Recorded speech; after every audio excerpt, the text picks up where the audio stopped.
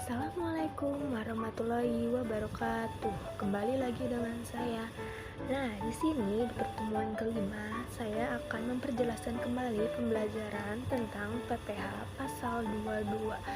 Nah, di sini jangan lupa di-subscribe, di-like dan di-komen sebanyak-banyaknya. Oke. Nah, di pertemuan 5 ini saya akan menjelaskan apa sih PPH pasal 22, PPH pasal 22. Nah, apa itu penghasilan pasal 22?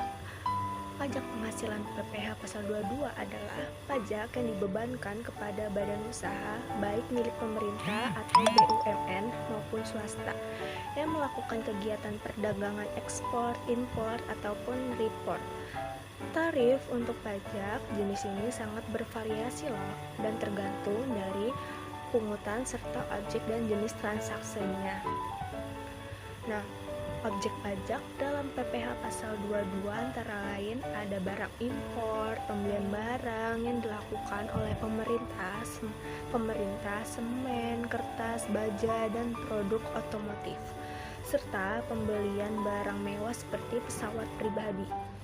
Nah, di sini ada pemungut atau pemotongan PPH pasal 22.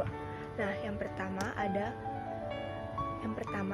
Bank Devisa dan Direktorat Jenderal Bea dan Cukai atau DJBC yang memungut pajak atas objek pajak penghasilan pasal 22 import barang.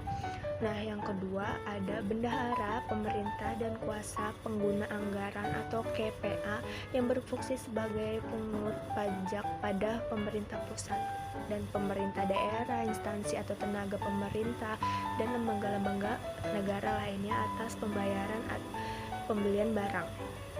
Nah, yang ketiga ada pengeluaran penghubungan dengan pembayaran atas pembelian barang yang dilakukan dengan mekanisme uang persediaan atau UP.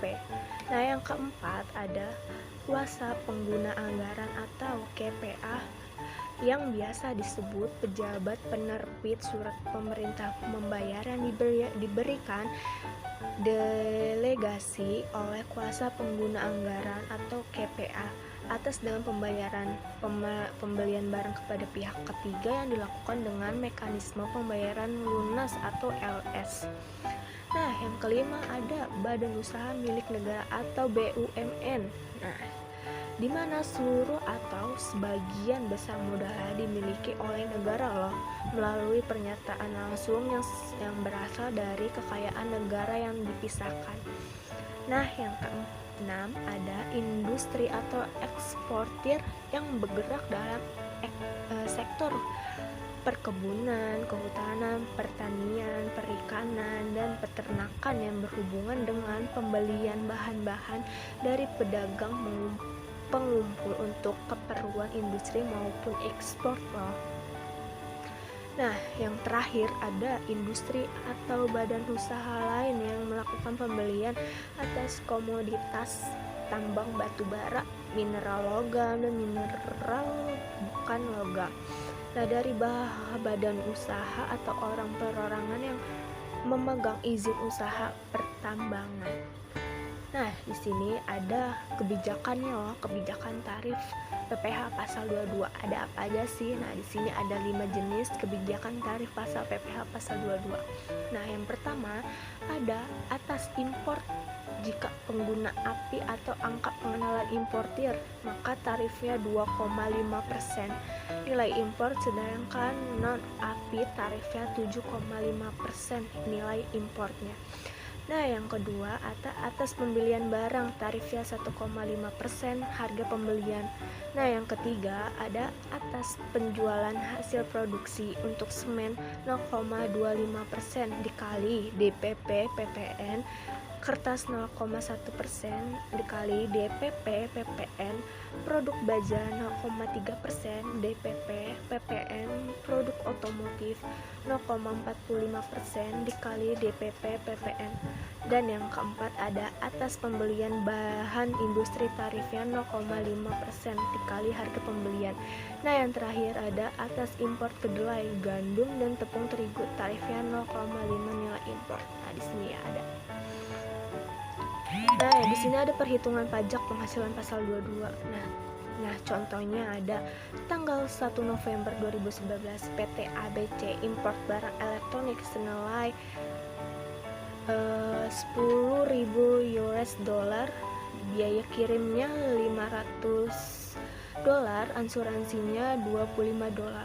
Kurs dari Kemenkau pada saat itu adalah 8.000 atau 1 USD. Berapa PPh impor pasal 22 yang harus dibayarkan?